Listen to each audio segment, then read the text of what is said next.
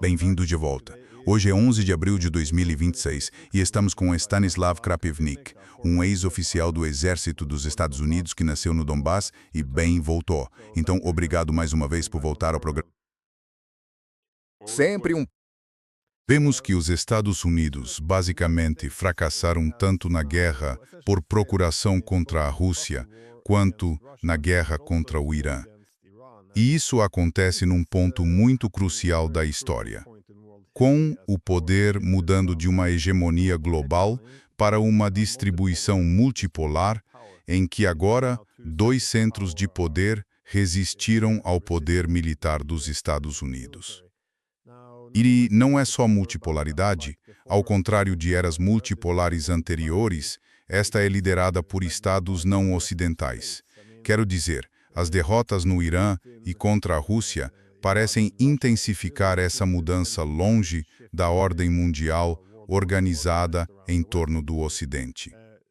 Queria perguntar primeiro, você também vê essas guerras no contexto da ordem mundial? Sim. A ironia de tudo isso é que, primeiro, a Rússia sempre tentou bem, tentou no passado.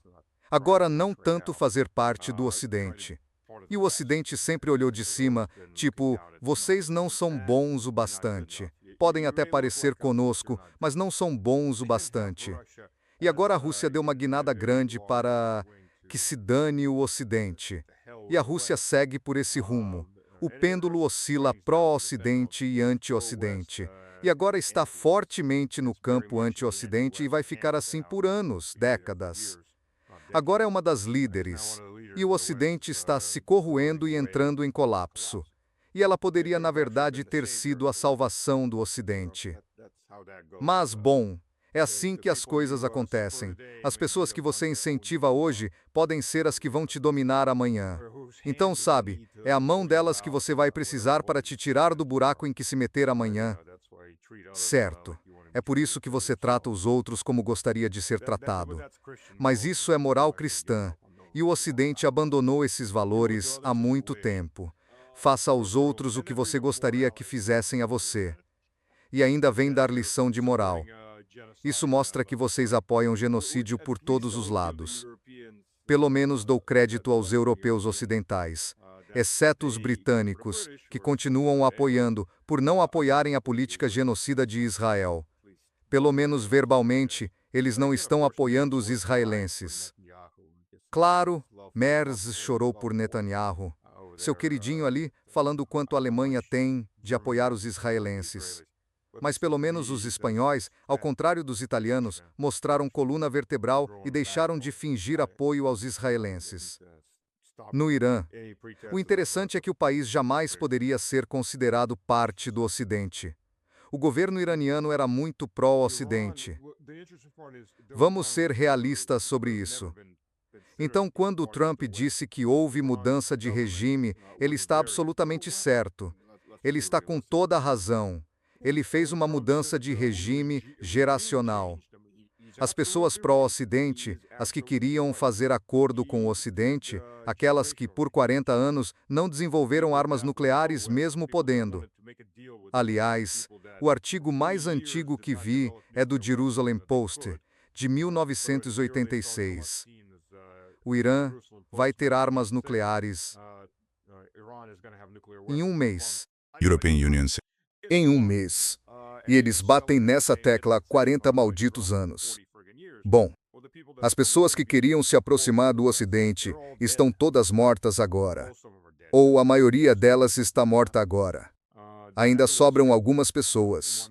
E foi o Ocidente que as matou, de uma forma ou de outra. E o Ocidente não só matou parte delas. O restante do Ocidente apareceu de forma santimoniosa e os acusou de agressão. Por responderem a ataques, com líderes assassinados e civis sendo massacrados.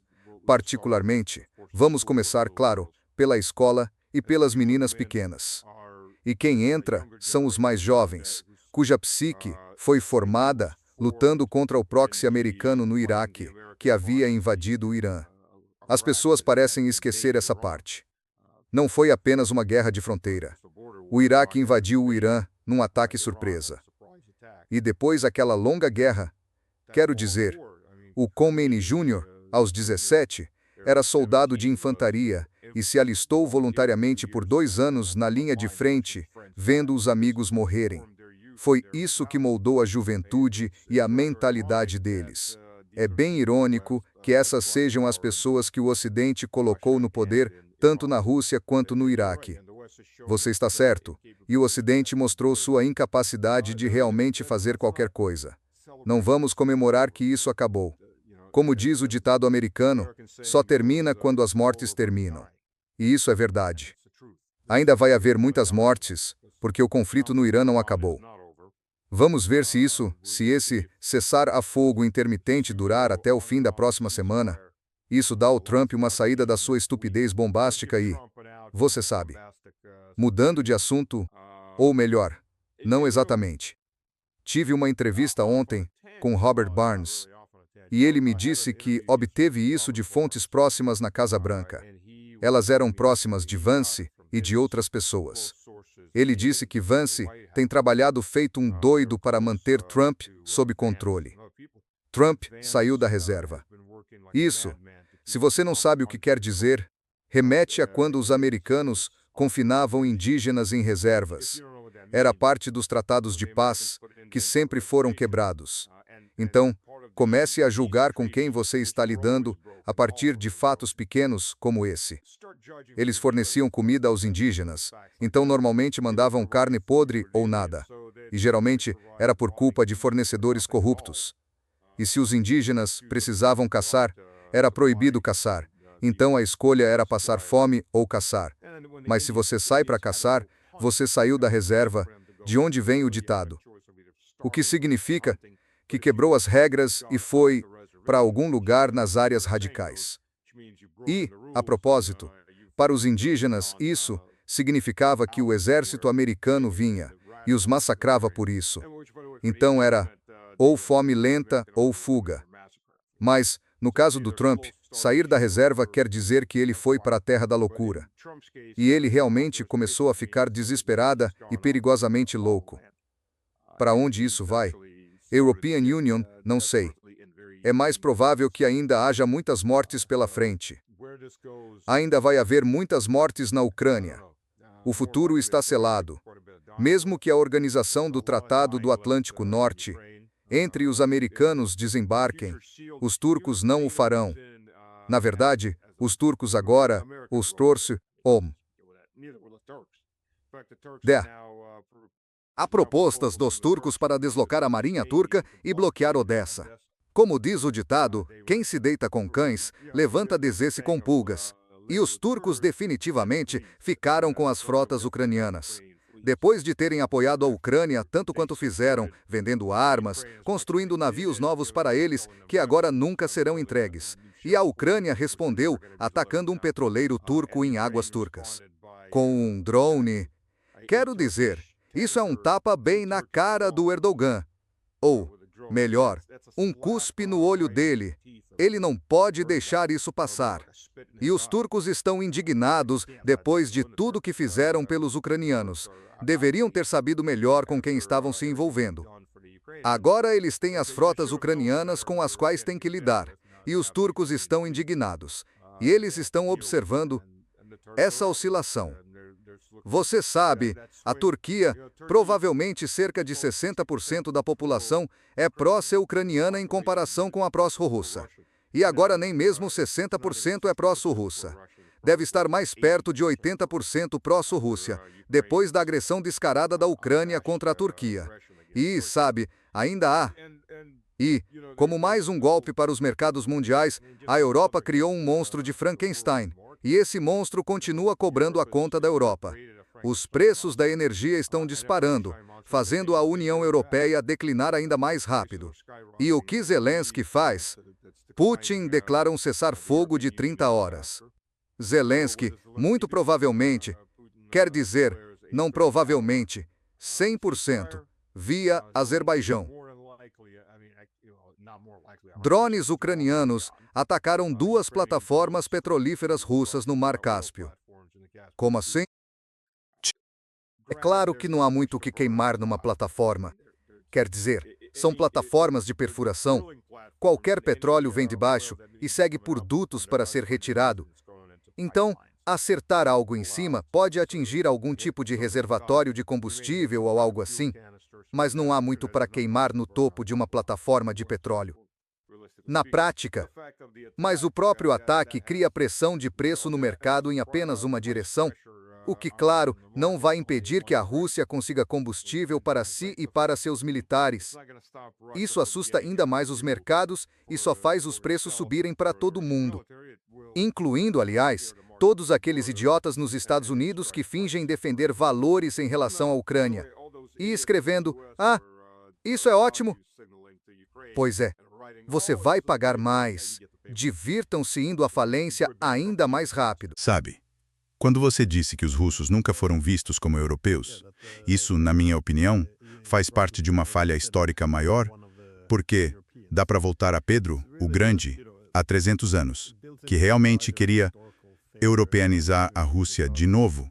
Não só bem parte disso era modernizar suas indústrias e torná-la uma potência marítima no Mar Báltico, mas também uma revolução cultural para reformular a Rússia e torná-la mais europeia. E, como você disse, isso nunca foi aceito por muitos estados europeus. Os russos continuavam vistos como os asiáticos da Europa, os bárbaros às portas da civilização, essencialmente permanecendo como o outro, o leste em relação ao oeste e tudo isso. Mas o que achei interessante nos anos 90 foi Boris Yeltsin. Para mim, ele era como uma segunda vinda de Pedro o Grande, só que não trouxe uma marinha nem prosperidade. Ainda assim, queria, novamente, refazer a Rússia o mais europeia possível. Mas no sentido geopolítico, ele corria tão depressa rumo ao Ocidente que simplesmente ignorou todos os parceiros tradicionais no Oriente. E claro, ao descartar alternativas, ele não seria recompensado. Agora podia ser explorado. European Union vejo isso muitas vezes como o que os Estados Unidos podem fazer com a Europa agora. Nós só temos um parceiro. Eles podem apresentar qualquer acordo. Mas a European Union acho que é por isso que o que aconteceu agora é tão significativo. Não é só a ideia do lar europeu comum do Gorbachev ao longo dos últimos 40 e poucos anos que foi descartada, ou essa possibilidade. É a política externa russa centrada no Ocidente por 300 anos. Ou seja, essa modernização e desenvolvimento implicavam, em certa medida, olhar para o Ocidente. Mas agora os russos têm muitos parceiros no Oriente. É bem diferente. É frustrante, como europeu, porque a European Union vem dizendo há décadas que a Rússia na Europa seria uma fonte de revitalização. Ou seja, uma Europa poderosa que teria autonomia. Em contraste, o que fizemos ao redistribuir a Europa, ao expandir a organização do Tratado do Atlântico Norte, é isso que vai nos transformar em fantoches, sem prosperidade, fracos e sem segurança e, claro, também em vassalos. Quero dizer, deveríamos ter trabalhado para não haver linhas divisórias. No entanto, se você tenta defender esse argumento na Europa, ninguém quer ouvir. Tudo o que querem saber, e não só desde 2014, mas de modo geral, é que você tende a apoiar as linhas divisórias, porque, sim, sem razão válida apresentada. E tudo o que querem é saber que você está nas trincheiras do nosso lado. É isso. A aspiração de acabar com as linhas divisórias da Europa virou um não assunto. Mas European Union queria perguntar, contudo, enquanto a guerra não acabou, como você disse, nem no Irã, nem na Ucrânia, vemos que parte do sistema da hegemonia dos Estados Unidos parece estar se desmoronando. Porque, se você quer proteger seu dinheiro, precisa baseá-lo em sistemas de aliança. Isto é, você divide o mundo em aliados dependentes e adversários enfraquecidos.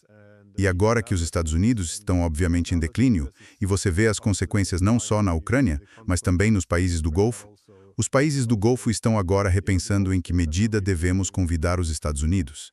Estamos seguros ou somos vulneráveis? Eles estão dizendo o mesmo na Ásia Oriental.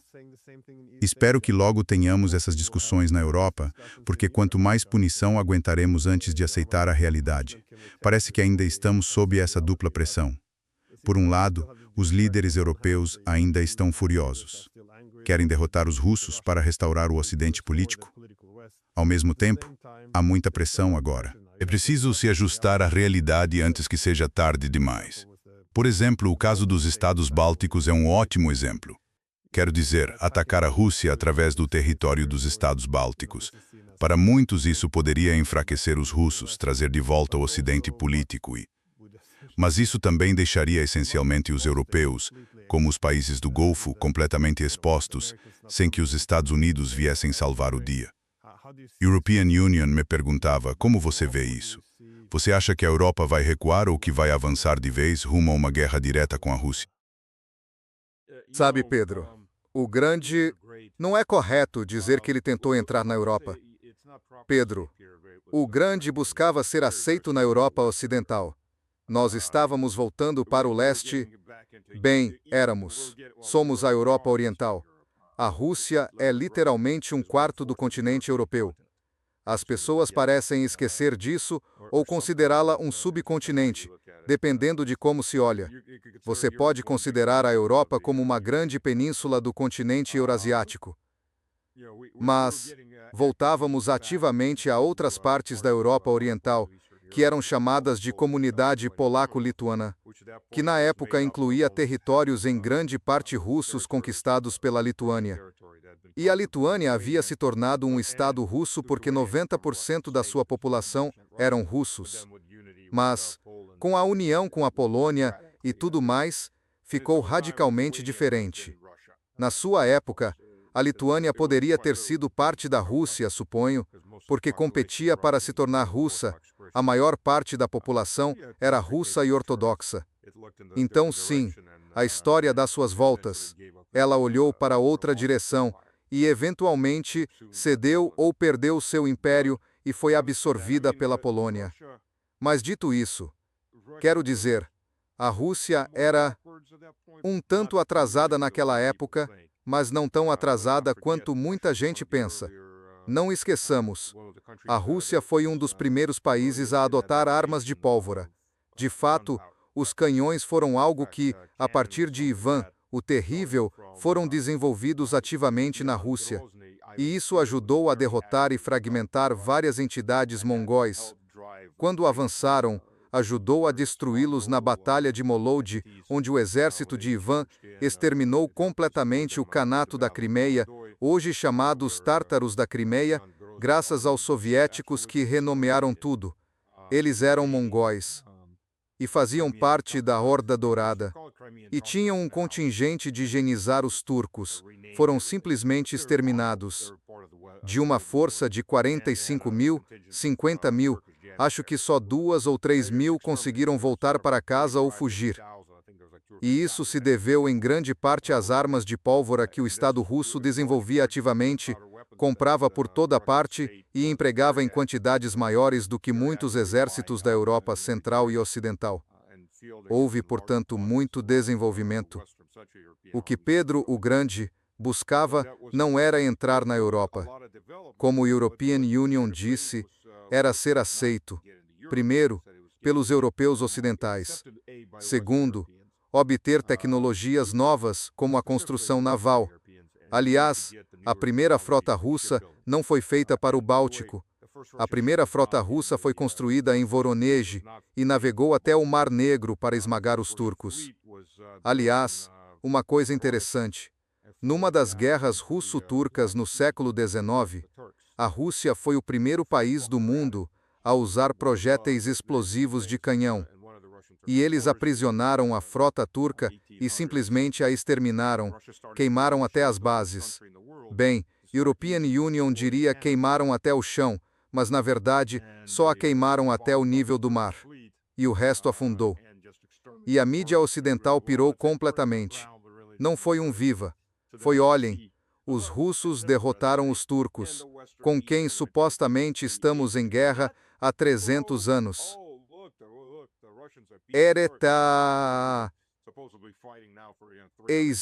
Mas, aqueles infames russos massacraram os pobres turcos, a pobre frota turca. Então vemos isso como uma continuação da mesma propaganda que vemos agora. Quando os europeus ocidentais lutam contra os turcos, são aqueles turcos pérfidos. Mas quando os russos fazem o mesmo, então são aqueles russos malignos. É a mesma coisa. E você tem razão. De fato, os europeus centrais e ocidentais têm sido muito ignorantes sobre aquilo que lhes convém. Quer dizer, a única vez que eles olham para a Rússia é quando precisam que alguém lhes tire as castanhas do fogo, como diz o ditado. Eles precisam de sangue russo e de ouro russo para alguma coisa. Por exemplo, para combater Napoleão ou lutar contra quem quer que seja, Frederico, o Grande em sua época, e por aí vai. Foi então que começaram a recorrer à Rússia. E, você sabe, na Primeira Guerra Mundial, a Rússia foi movida pelos panslavistas.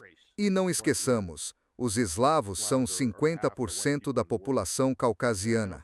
Raça, literalmente. Os eslavos são metade dos brancos no mundo.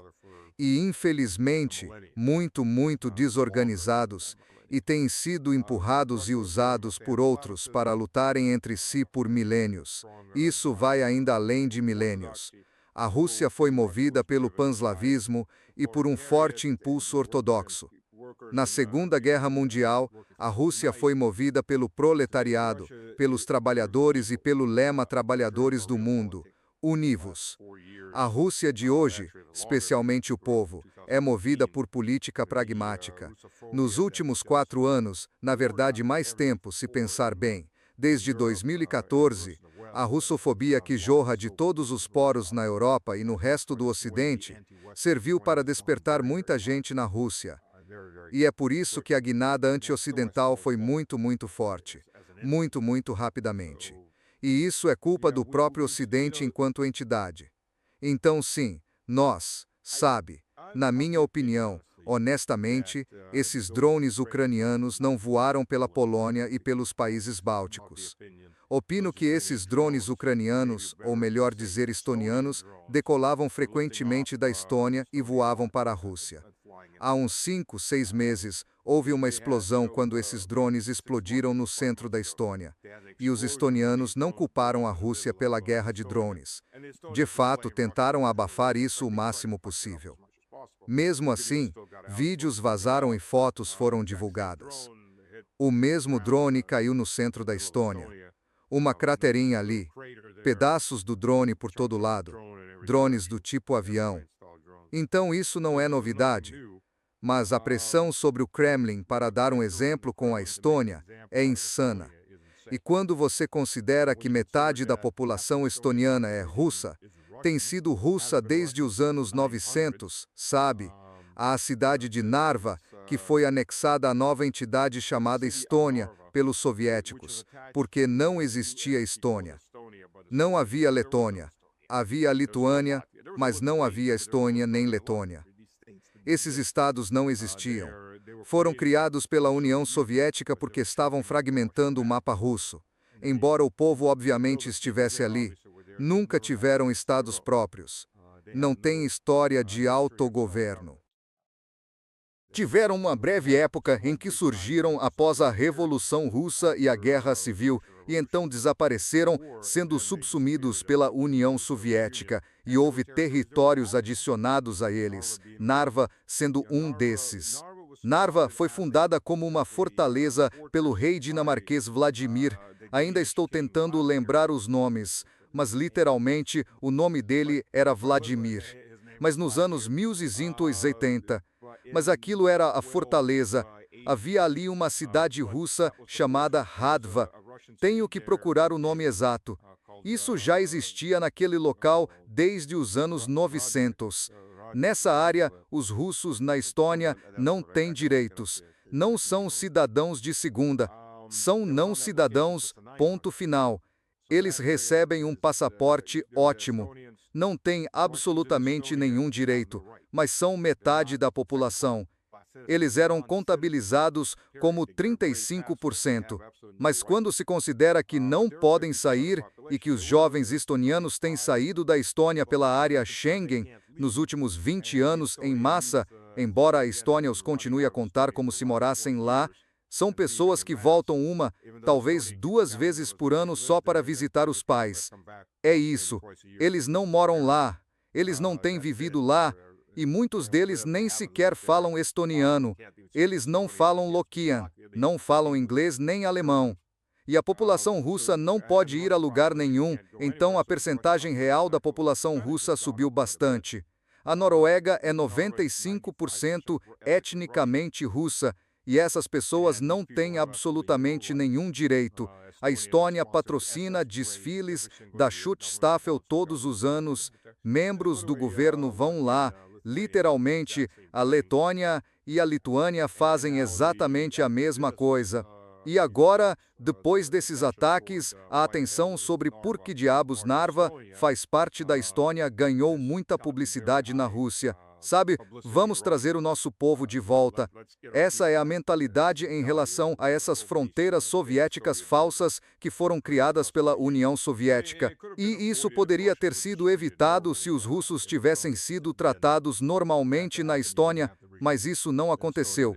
Para que isso acontecesse, não existiria o regime na Estônia como o de hoje, e ele não estaria apoiando os ucranianos como apoia agora. Então a intenção é recuperar a capacidade de dissuasão, e a Estônia é o candidato mais fácil, o campo de testes para isso. Estou a usá-la como exemplo. E não, European Union, não acho que o resto da União Europeia vá marchar para a guerra pela Estônia, especialmente dadas as circunstâncias no momento.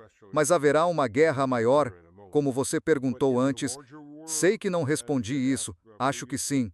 Haverá uma guerra maior e, infelizmente, não creio que a liderança europeia vá ficar esperta o suficiente para evitar isto.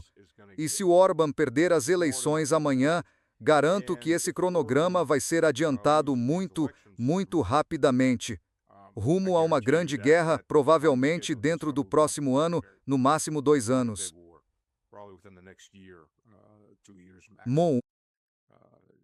O Orbán tem sido, provavelmente, um dos maiores freios a esta pressa em evitar uma guerra com a Rússia.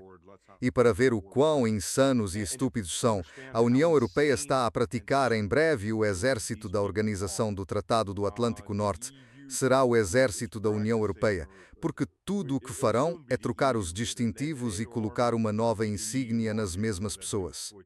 Eles estavam a treinar para vítimas em massa numa grande guerra com a Rússia e projetavam que talvez teriam de receber até 1000 feridos por dia. Vocês estão fumando crack. Na Ucrânia, isto é um conflito muito limitado. O exército russo ainda está fortemente limitado pelas chefias políticas sobre o que pode e o que não pode fazer. A Ucrânia está sofrendo cerca de 1.200 a 1.500 mortos por dia e aproximadamente 2.000 feridos por dia num conflito muito limitado. Se isto virar uma guerra total, em vez de 1.000 feridos por dia, experimente cerca de 10.000 feridos por dia. O sistema europeu está longe de ser capaz de lidar com o que vem pela frente. Mas vemos a militarização a avançar em todas as direções. Quer dizer, quando alemães até aos 42 anos não podem sair do país sem permissão do Ministério da Defesa, esses são os primeiros grandes passos na militarização da Europa. Quando a Alemanha condena jornalistas. Ainda não os estão a matar a tiro, mas isso virá com o tempo. Vão levá-los para o mato e executá-los, como os ucranianos fizeram, fazer jus desaparecer se forem vozes incômodas, tal como os ucranianos fizeram. E os ucranianos provavelmente estão a mostrar como se faz hoje em dia, porque os chamados conselheiros ucranianos andam por toda a parte e estão a treinar muita gente de direita. E não é correto chamar só de direita ou nazis, certo? Os nazis não são da direita. O nacional-socialismo não é coisa de direita. Mas todos esses grupos estão a ser treinados pelos ucranianos, infiltrados e trazidos como conselheiros, por isso a Europa está a seguir na mesma direção. Veja aquele, nascido na Alemanha, de origem turca, jornalista, não me lembro o nome. Eles mal conseguiram reabrir as contas da esposa dele. As contas da esposa dele tinham sido fechadas. Ele nunca infringiu a lei, mas foi considerado imoral pela União Europeia e o proibiram de comprar comida, trabalhar, vender ou usar dinheiro. Ao contrário do que acontecia na Idade Média com alguém excomungado, se quisesse ir embora, por mim que fosse. Não te deixam sair. Você não pode sair da Alemanha. Ele é deixado lá para passar fome e morrer lentamente, como exemplo para os demais europeus ocidentais, especialmente os alemães, do que não fazer se não quiserem morrer de fome e ser morto pelo seu próprio governo aos poucos. Então, os alemães, sim, estão reintroduzindo o serviço militar obrigatório. Estão ficando como os outros países. Os poloneses reintroduziram o serviço militar obrigatório durante as férias de Páscoa 2 anos atrás. Então, ninguém percebeu direito. Acordaram após as celebrações de Páscoa e... temos serviço militar obrigatório. As leis foram aprovadas. Que ótimo! Estão fazendo o mesmo em grande parte da Europa. Então, a Europa não russa, não bielorrussa. E espero que ainda possamos dizer, depois de domingo, não austro-húngara, continua apressada para ir à guerra. Está-se fora com o Sul. É uma corrida suicida absolutamente, mas é uma corrida rumo à guerra. Na verdade, li hoje no jornal, esta manhã, que os alemães tiveram que reverter essa regra de não sair do país porque foi demais. Mas nas outras áreas, claro, continuam digamos, a perder a cabeça enquanto forçam cada vez mais nessa direção. Acho que parte dessa, digamos, ideia de entrar na guerra contra a Rússia é a ilusão de poder controlar a escalada. Ou seja, podemos entrar na guerra, mas vamos fazer hielo nas nossas condições. Assim, podemos limitar o combate ao território ucraniano e ao território russo. Uma das lições-chave da guerra com o Irã deveria ser que ninguém dita mais os termos. É como quando os iranianos começaram a atacar todas as bases dos Estados Unidos na região e fecharam o Estreito de Hormuz, e os americanos mais ou menos disseram, bem, isso não faz parte das regras. Estávamos planejando limitar isso ao seu território e vocês talvez pudessem atacar Israel. Quer dizer, essa é a ilusão de controlar a escalada. E European Union, acho, isso está ligado ao momento unipolar. Se você não seguir as regras definidas pelos Estados Unidos e pelos europeus sobre como travar a guerra, seria esmagado, não apenas levemente atingido. Então não acho que eles percebam que as regras mudaram. Você mencionou a Europa. É um bom ponto. European Union mesmo cometo esse erro. E é interessante que, ao usar apenas a palavra Europa para excluir a Rússia, havia muita literatura acadêmica sobre isso nos anos 90, que a União Europeia gradualmente passou a se referir a si mesma como Europa, nos esforços mais amplos de afastar os russos da Europa no campo da segurança, da economia, da política e também conceitualmente. Em suma, a Rússia não era considerada europeia. Era mais ou menos isso que se discutia. E agora me pego falando de Europa e Rússia como se a Rússia não fosse o maior país da Europa. Pois é, queria voltar a falar dos Estados Bálticos, porque lembro quando eles ingressaram tanto na União Europeia quanto na Organização do Tratado do Atlântico Norte, ou seja, na Europa, em 2004.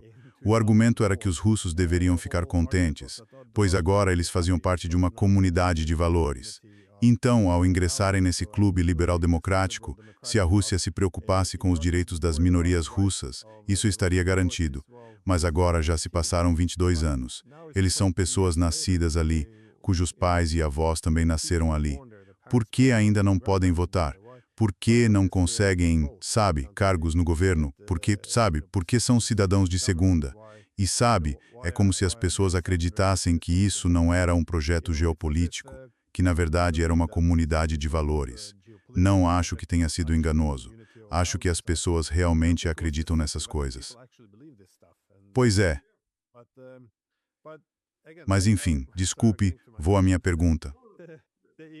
A guerra com o Irã, uma das minhas conclusões é que Trump acabou tendo de recuar porque não tinha controle da escalada. Ele não conseguia subir naquela escada de escalada porque os iranianos subiram a escalada junto com ele. O que quer que fizessem, os iranianos reagiam da mesma forma.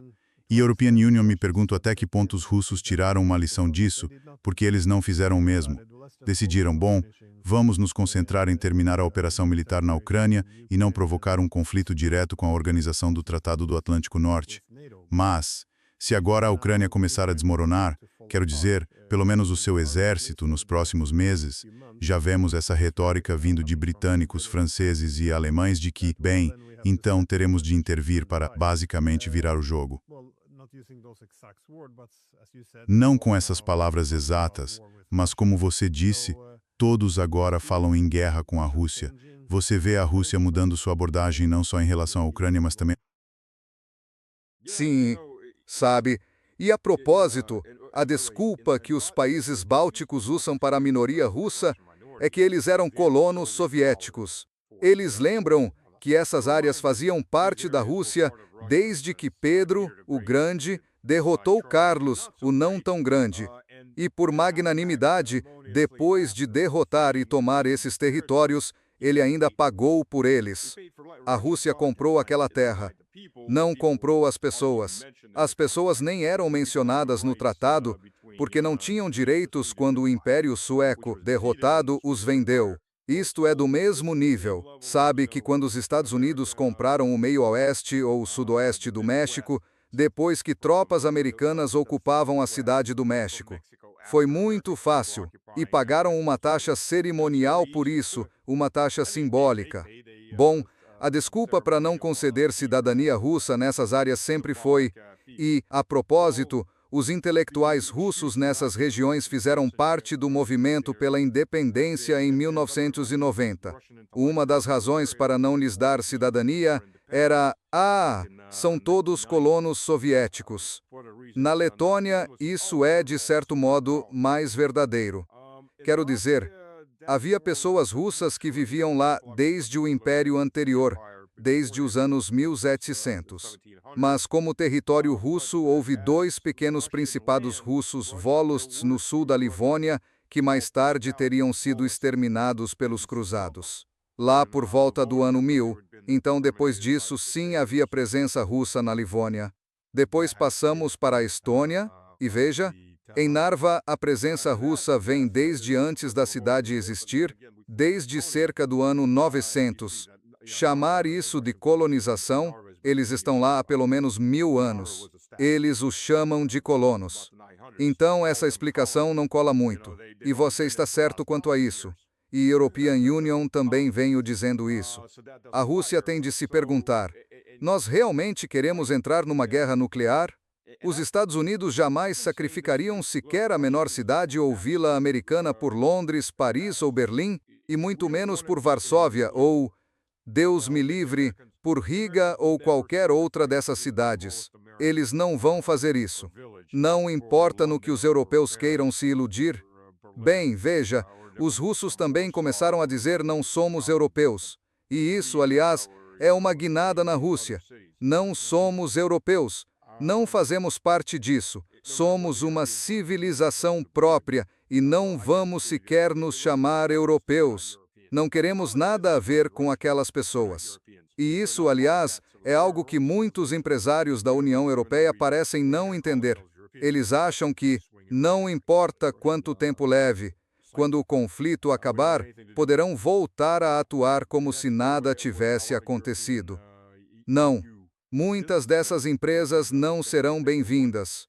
Vai levar pelo menos uma geração, se não duas, para tirar o gosto ruim da boca das pessoas, pelo que aconteceu desde em menor grau, desde 2014, e de forma muito mais intensa desde 2022. E a dissuasão tem de ser. Se a dissuasão não for restabelecida, estaremos caminhando para uma guerra nuclear. É uma questão de tempo, porque os europeus acabarão fazendo algo estúpido. Os europeus ainda não começaram a conversar a sério. Era cessado o senhor Comanso. Os europeus, de novo, a União Europeia começou a falar em armar-se, em se tornar uma potência nuclear. Por quê? Quando você tem uma potência nuclear vizinha, e alguém ao seu lado quer se tornar potência nuclear e todos os dias lhe diz, vamos exterminar vocês, vamos destruir seu país, vamos dividir seu país em 40 entidades, vamos fazer isso com vocês, vamos fazer aquilo com vocês. Agora vamos ter armas nucleares. A pressão sobre o Kremlin para fazer algo antes que eles consigam armas nucleares vai ser insana, já é insana. E o Irã teve um papel enorme nisso, porque o que vemos no Irã, você tem razão, o Irã acabou com, quero dizer, arrasou 13 bases americanas ao longo do Golfo Pérsico e retaliou contra empresas e indústrias americanas. Quer dizer, eles não atacam todo mundo. Quando são atingidos, respondem primeiro a empresas de propriedade israelense e americana. Aconteceu de serem, em particular, empresas americanas por todo o Golfo, no sul. Quando o Irã teve 30 universidades bombardeadas pelo... vou tentar chamá-los de coalizão sionista. Não sei outro nome melhor entre os sionistas cristãos e os sionistas judeus, ambas seitas heréticas. Eles bombardearam 30 universidades iranianas. Sem aviso prévio, um pequeno crime de guerra. Sabe, que mal faz um crime de guerra entre sionistas no café da manhã? O Irã bombardeou universidades ligadas aos americanos e aos israelenses, mas deu um aviso de um dia para tirarem todo mundo de lá. Essa é a diferença entre os iranianos e os sionistas. Eles realmente avisaram todo mundo. Tirem suas pessoas e mantenham-nas pelo menos 1 quilômetro afastadas porque nós vamos destruir esses prédios. Em resposta, e eles têm feito isso de forma contínua, não atingiram hospitais, ao contrário das dezenas de hospitais atingidos pelos sionistas por onde passaram. E qual é a mensagem? European Union mesmo venho repetindo isso, admito abertamente na televisão russa. Aprendam a lição, os Estados Unidos não vão entrar em uma guerra nuclear. A União Europeia precisa entender a dissuasão, e a única maneira é dar um exemplo. E a Estônia, European Union, acho, é o exemplo perfeito agora, porque seja se estão lançando esses drones da Estônia, sejam ucranianos ou estonianos lançando um drone, ou eles apenas passam pela Estônia, o fato de os estonianos conscientemente permitirem o uso do seu espaço aéreo os torna parte da guerra, por mais que tentem negar. Realisticamente, se estão voando até o fim, então Polônia e Lituânia, quero dizer, Polônia e Letônia, também fazem parte dessa guerra. Mas vamos nos concentrar na Estônia. A Estônia é um lugar ideal para dar um tapa muito duro na cabeça e dizer a todo mundo que essa palhaçada acabou. Vamos tratar cada um de vocês como uma declaração de guerra quando fizerem isso. E então vamos destruir vocês como resposta a uma declaração de guerra. Vejam a Estônia, ela ainda está fumegando. Tem de ser assim. Caso contrário, corre-se o risco de uma guerra muito maior. Às vezes é preciso sacrificar 1000 para salvar 1 milhão. Ou, neste caso, para a União Europeia, talvez 300 a 400 milhões. Mas infelizmente é aí que se chegou em grande parte, porque a política da Rússia tem sido, a política da Rússia tem sido incremental, tentando avançar suas posições gradualmente e não fazer movimentos ousados porque, novamente, assim como a União Europeia, o Ocidente projeta seus valores modernos e distorcidos na Rússia, e a Rússia projeta os seus neles.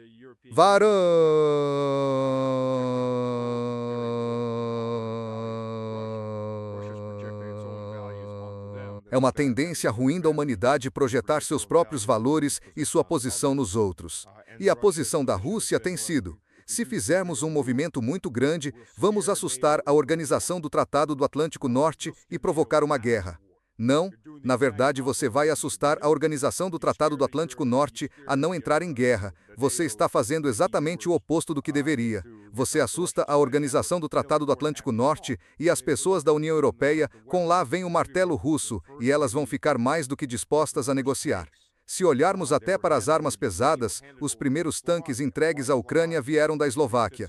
Por que a Eslováquia? Eslováquia pré-Fico. A Eslováquia é pequena, e se a Rússia atacasse a Eslováquia não seria grande coisa. Mas a Rússia não atacou. E então, quando isso...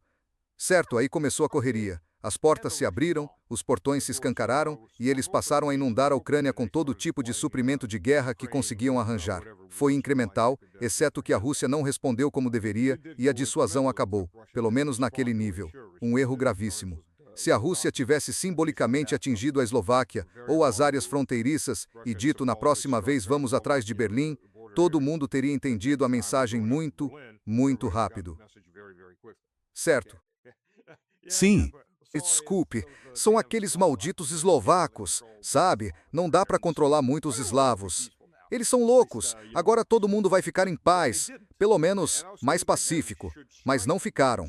Na época a European Union dizia, deveríamos atacar Adlelos, deveriam mesmo atacar Adlelos, porque senão só vai piorar. E piorou. Agora chegamos a duas opções: ou temos uma guerra total com a União Europeia, ou damos um exemplo, mas ainda hesitam em dar um exemplo, o que simplesmente alimenta a histeria de guerra no Ocidente porque não veem nenhuma retaliação contra si. Você tem razão, eles acham que vai ficar só na Ucrânia. Sempre que escalamos, são só os ucranianos que levam, só carne para canhão. Quem se importa com quantos ucranianos morrem? Não são pessoas de verdade, de qualquer forma. Eles não fazem parte do Ocidente, são só peões. Podem morrer quantos quisermos, a gente não dá a mínima para essas pessoas. Essa é a realidade do Ocidente. E até agora eles têm se mostrado corretos. Todas as respostas voltaram para a Ucrânia, em vez de irem para onde deveriam, pelo menos para os países bálticos. E o Irã mostrou: do que vocês têm medo? Olhem o que fizemos com os americanos. Os americanos. Vejam o que fizemos às bases americanas. Vejam o que fizemos aos aliados deles. Estamos mortos? Estamos envolvidos nisso? Não. E vocês são uma superpotência nuclear. E essa é a mensagem que circula na Rússia. É uma mensagem que ressoa até na televisão estatal. A pressão é imensa. Ataquem forte e deem um exemplo. E é a coisa certa a fazer para restaurar a dissuasão. Nunca deveria ter sido perdida. Perdeu já-se na tentativa de não escalonar a guerra. A Rússia está projetando a liderança russa, projetando valores russos. Nós não queremos guerra. Não queremos uma grande guerra.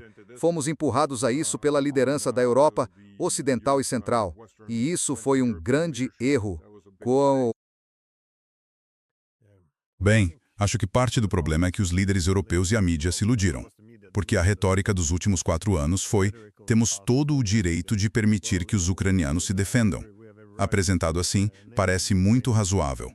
Os ucranianos estão lutando pela sua terra. Por que não ajudar relos?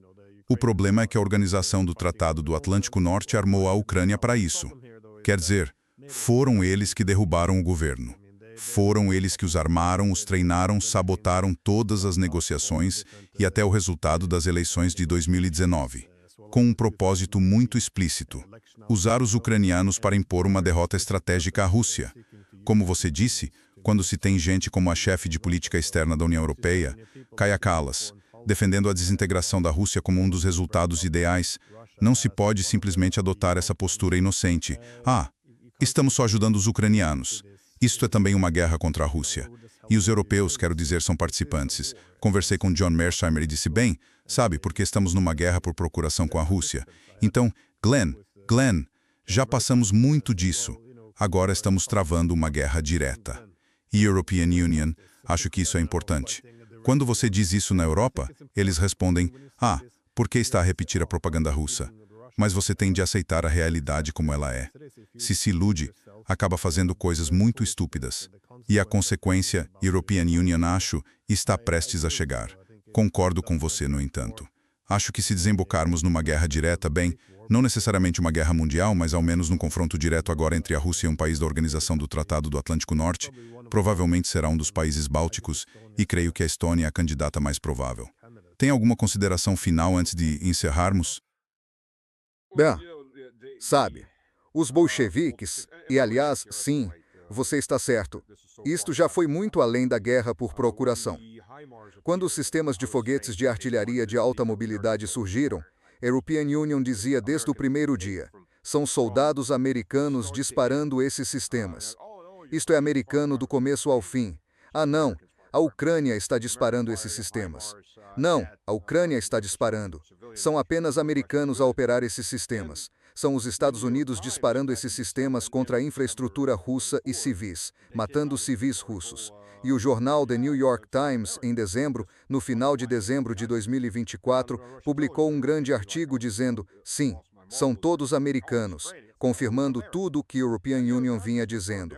E na televisão russa, eles me olhavam como se a European Union tivesse perdido a cabeça. Parecia: que ótimo. Não, são americanos. E o The New York Times confirmou tudo, inclusive que os ataques com mísseis não foram algo pedido pelo regime de Zelensky, esse regime ditatorial. Foram generais americanos exigindo os ataques e usando esses ataques contra cidades russas. Lugansk foi atingida recentemente. Uma universidade foi atingida. Uma escola foi atingida. Que grande surpresa. E por aí vai. Isto não é nada de novo. Então isso é. E Lugansk, se alguém ainda não sabe, é minha cidade natal. A cidade onde nasci. Isso é. Sim, você está absolutamente certo. Isto deixou de ser guerra por procuração e se tornou uma guerra em toda a extensão. Quero dizer, estados maiores da Organização do Tratado do Atlântico Norte, vários estados maiores, foram dizimados por mísseis russos. Generais da Organização do Tratado do Atlântico Norte, sabe, aqueles que costumam ir para a floresta no meio da noite ou para as montanhas fazer trilhas à noite e depois caem e morrem misteriosamente. Sabe, como mais podemos abafar as baixas ou simplesmente não mencioná-las? Então sim, e isso não é novidade. Quero dizer, quando estados maiores militares estrangeiros estão ali planejando e fazendo tudo, menos a execução da guerra de outro, você não está apenas em uma guerra por procuração. Você está absolutamente envolvido até o pescoço no conflito. Não há outra forma de encarar isso. E, de novo, os Estados Unidos não vão combater esta guerra. De jeito nenhum. Eles vão lucrar com esta guerra. Quero dar um pequeno alerta ao chamado material humano da União Europeia. Adivinhem, senhores e senhoras, vocês são carne. Vocês serão a próxima leva de carne para os americanos lucrarem. Goste ou não, olhem no espelho e entendam. Vocês são biomaterial que será usado para enriquecer as finanças ocidentais em Nova York e talvez em Londres, dependendo se os ingleses conseguirem não se envolver desta vez.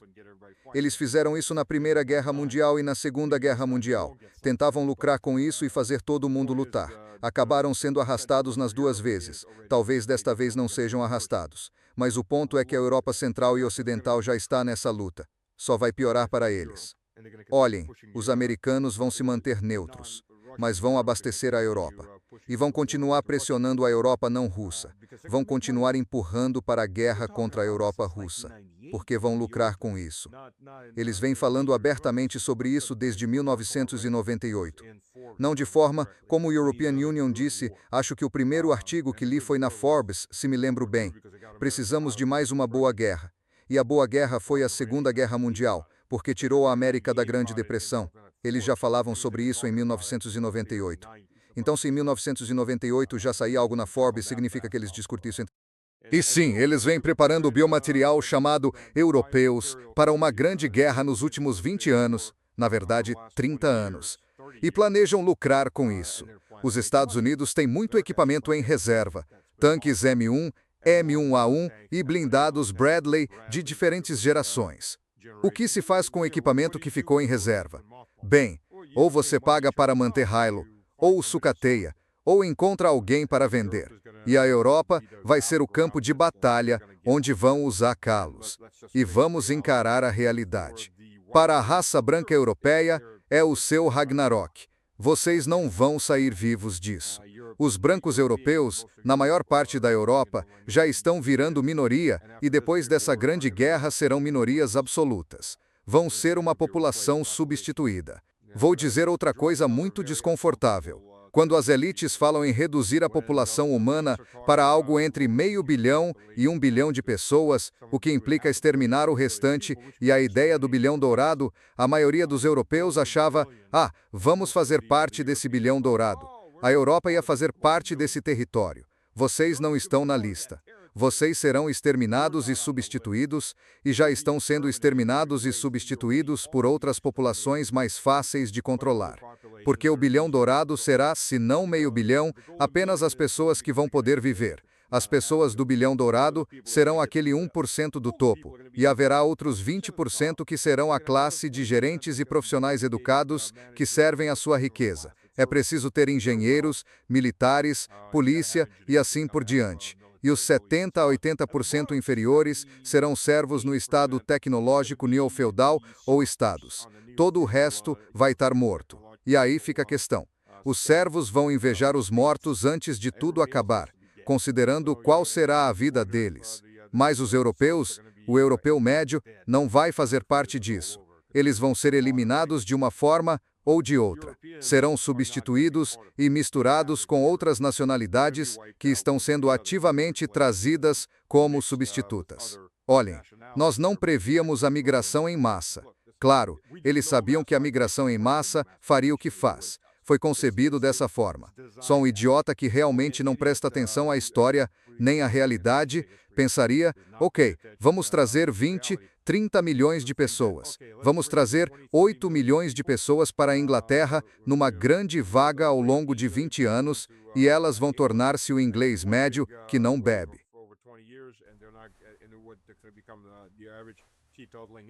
Claro que isso não vai acontecer. Eles formam enclaves instantaneamente, criam entidades separadas. Mas como essas pessoas vêm de todo o mundo e estão numa terra estrangeira, ficam sem raízes e mais fáceis de controlar. E para sociedades acostumadas a serem controladas com mais facilidade. Assim você se livra da população e obtém a população que deseja, ou alguma mistura. E basta olhar para a realidade, sabe? Cartazes com "Nós somos Europa", uma garota branca, um paquistanês ou um indiano, um árabe e um africano. Nós somos Europa, esse é o cartaz. E no cartaz seguinte, defendam a Alemanha, defendam a Europa. Todos são homens brancos. Essa é a mensagem. As pessoas que precisam ser tiradas de cena são os homens europeus brancos. E o resto se resolve sozinho. Então, sabe, acordem, ou seus filhos não terão futuro. E serão os próprios líderes de vocês que vão fazer isso com vocês. Não sei como dizer de outra forma. Bem, comentário nada animador. Obrigado, Stanislav. Obrigado. E sim, está a ser um ótimo fim de semana até agora. Igualmente, e feliz Páscoa a todos.